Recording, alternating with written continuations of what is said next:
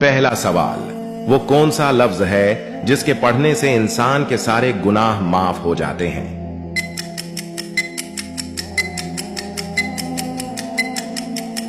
जवाब, ला इलाहा इल्लल्लाह।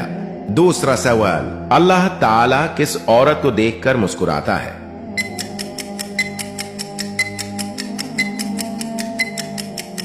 जवाब, हया करने वाली। हुजूर सल्लल्लाहु अलैहि वसल्लम की बताई हुई कौन सी चीज खाने से जहर असर नहीं करता?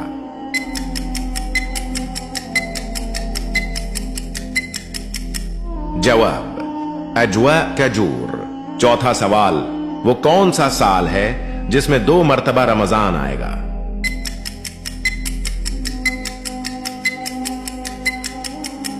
जवाब, 2030।